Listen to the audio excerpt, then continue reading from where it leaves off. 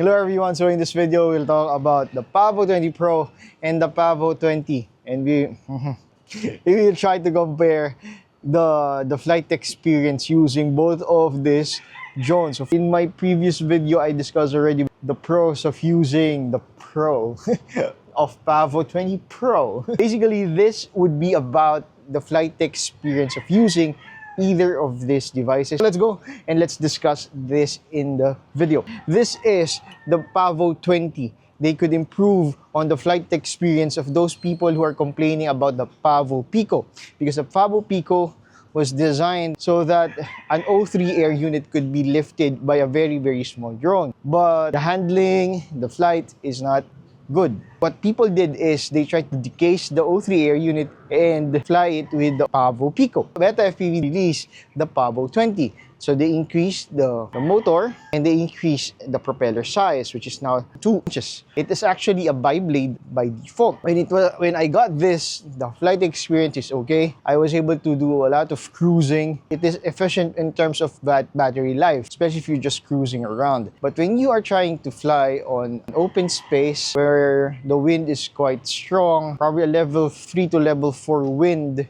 there are times wherein the Pavo20 is struggling just to hover or even just to stay in one place. It's really being blown away by the wind. Now, if you will be doing a lot of this freestyle movement, sometimes the Pavo20 is experiencing this very wobbly movement, especially if you're doing a lot of these dives. To improve the flight, what I did is I decased the O3 air unit and put it on the Pavo20, similar on what you would do with the Pavo Pico, and that really improved the flight.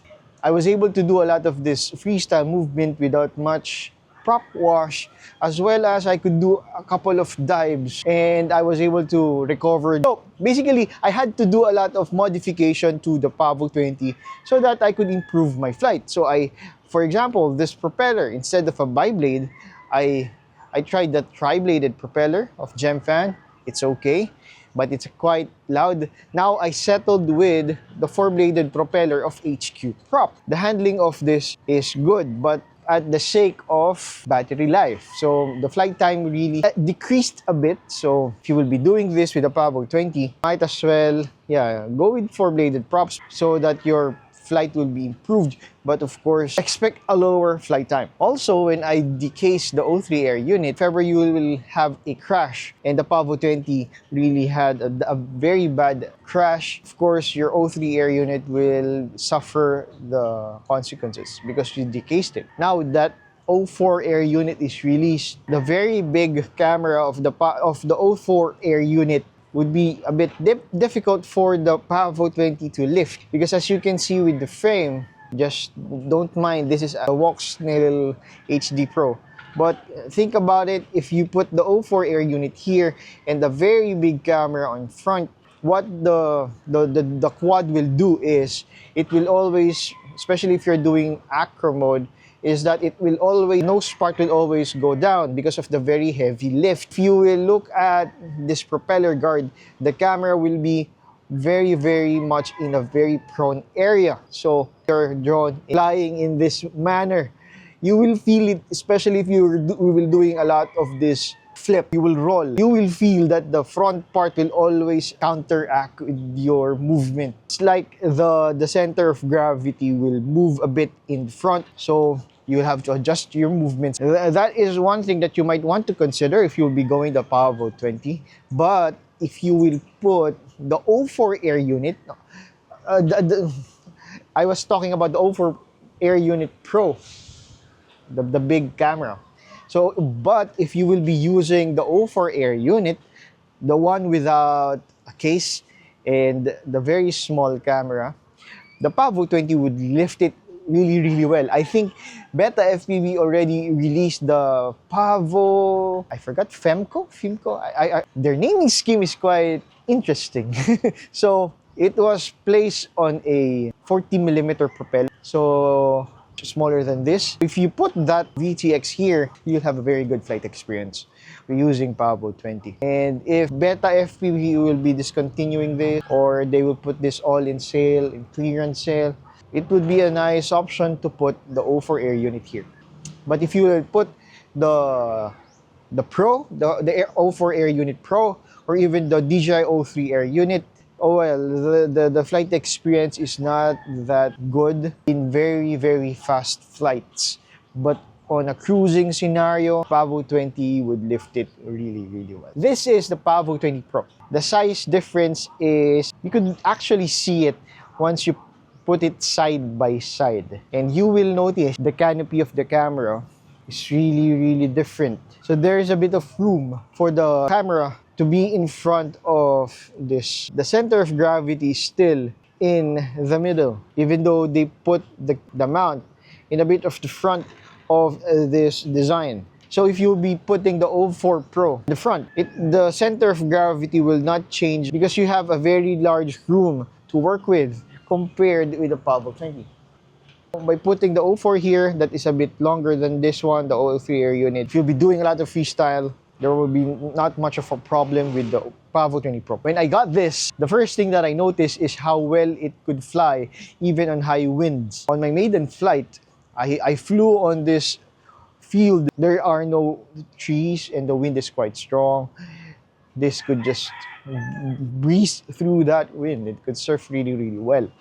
Even when I tried to do a flip, I tried to roll, the Pavo 20 Pro could handle it really, really well. And who would have thought that just by increasing your propeller by 0.2 and changing your motors from 1103 to 1104 would increase the performance of the Pavo 20 Pro. They are somewhat similar. The Pavo 20 Pro could actually fly a very, very slow, cruisy one. But because you have a bigger propeller, you could do a freestyle with it as well. BetaFPV is actually promoting this as a freestyle drone, even though this is a pusher type. A thicker carbon fiber frame would improve the longevity of this drone. The stiffer canopy would protect both the VTX and the camera. And with this one, I don't need to decase the O3 Air Unit. But if you really want to perform better, of course you have the option to decase it. But I don't think I need to decase it because when I tried to fly this, basically my rates is too much for the way it flies. So right now, previously my actual rate is around 1,000 for the max rate. So for the Pavo 20 and some of my tiny whoops, it's good. But when I try to use it here, it's too much. So I tried to lower it down to 900. Still too much. So I went down to 800 max rate. It's somewhat okay now. I'm able to predict the movement of the quad.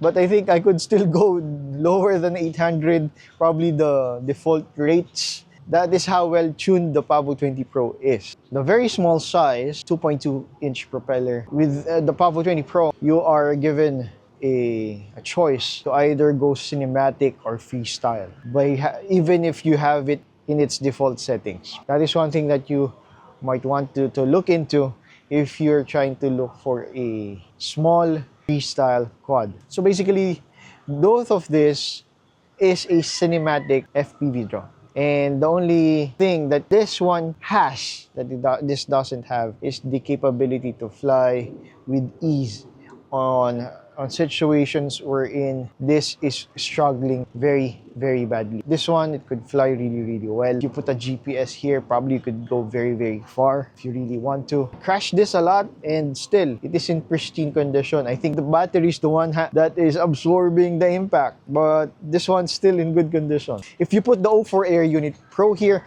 the Pavo 20 Pro could handle it really, really well. Let's just wait until BetaFPV produced the correct canopy, but there are people who are already 3D printing it. But if you would ask me, a 3D printed canopy is too risky, especially if you don't have an ABS or a PETG. So if you only have PLA, it's too risky, especially if you crash. You don't want to damage your O4 Air Unit. So just wait for injection molded canopy that BetaFPV will be releasing soon, because that would be better than doing a 3D printed canopy. One thing that you might want to look into as well is that because you increase the propeller size, you increase the motor, you have a very shorter flight time if you will be using a similar battery that you will use with the Pavo 20. With this, for example, you could fly for 4 minutes in freestyle, or probably 3 to 4 minutes in freestyle. With the Pavo 20 Pro, you could freestyle with this at around 2 minutes to 3 minutes. Or if you really want to push the battery, up to 4 minutes. This one, 3 minutes to 5 minutes if you really want to push the battery. A 1 minute difference in the flight time would give you a much increased flight performance with the Pavo 20. So basically, those are the things that you might want to consider if you'll be getting either of these drones. So we will end the video here. Hope to see you in the next video. Happy flying. Take care. Bye-bye.